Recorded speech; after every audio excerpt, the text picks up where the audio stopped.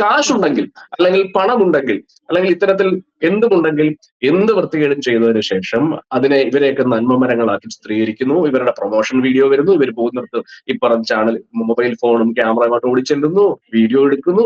ഇവരെന്ത് ചാരിറ്റിയും ചെയ്താൽ ഇവരെ നന്മപരമാക്കി ചിത്രീകരിക്കുന്നു. പക്ഷെ ഇവർ പറയുന്ന വാക്കുകൾ, ഞാൻ ഈ പറയുന്ന മനുഷ്യന്റെ എത്രയോ പിന്നെ എന്താ പറയാ വാക്കുകൾ നമ്മൾ കണ്ടു, എല്ലാം വൾഗർ മീനിങ്ങിലാണ് സംസാരിക്കുന്നത്. പക്ഷെ അദ്ദേഹം ഈ നാട്ടിലെ സകല മനുഷ്യരുടെയും ആരാധ്യ പുരുഷനാണ്, രാജാവാണ്. അദ്ദേഹം പറയുന്ന വൾഗാരിറ്റി, ആ വൾഗാരിറ്റി ഞാനോ വേറൊരാളോ പറഞ്ഞെങ്കിൽ നമ്മളെ ഇതേ സമൂഹം എത്രമാത്രം മോശമാക്കുന്നു. അപ്പൊ സമൂഹത്തിൽ ഏറ്റവും പ്രാധാന്യം എന്താണ്? ഒരേ കാര്യം രണ്ട് വ്യക്തികൾ പറഞ്ഞാൽ കയ്യിലെ പണം കൊണ്ട് കുറച്ചു പേർക്ക് സൗജന്യമായിട്ട് എന്തെങ്കിലും ചെയ്തതിനു ശേഷം നന്മവരമെന്ന് പറയുന്ന ഒരു ഉടുപ്പെടുത്തിട്ടാൽ അയാൾ പിന്നെ വൾഗാരിറ്റി പറഞ്ഞാൽ ആ വൾഗാരിറ്റി കൈയടിക്കുകയും, എന്നാൽ അതേസമയം ഒരു സാധാരണ മനുഷ്യ വൾഗാരിറ്റി പറഞ്ഞാൽ അവനെ ഏറ്റവും വലിയ സാമൂഹ്യ വിരുദ്ധ ചിത്രീകരിക്കുകയും ചെയ്യുന്ന ഒരു സാഹചര്യം, സാമൂഹ്യ സാഹചര്യം കൂടെ എവിടെയുണ്ട്, അതിനെയും അഡ്രസ് ചെയ്യാൻ കഴിയില്ല. അതുകൊണ്ട് ഇത്തരത്തിലുള്ളവരെ എല്ലാ പ്ലാറ്റ്ഫോമിൽ മാറ്റി നിർത്താൻ കഴിയുമ്പോൾ മാത്രമേ ഇവർക്ക് ഈ പ്രതിസന്ധി ഇതിൽ തരണം ചെയ്യാൻ സാധിക്കത്തുള്ളൂ.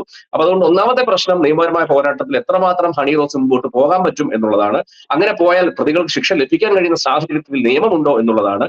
മറ്റ് ഇത്തരത്തിൽ പണവും പ്രശസ്തിയും പദവിയും ഉപയോഗിച്ച് എന്ത് വൃത്തികേടും പറഞ്ഞാൽ കൈയടിക്കുന്ന ഒരു സമൂഹം നിലവിലുള്ള കാലത്തോളം ഇത്തരത്തിലുള്ള വങ്കന്മാർ, പുങ്കന്മാർ വളർന്നുകൊണ്ടേയിരിക്കും.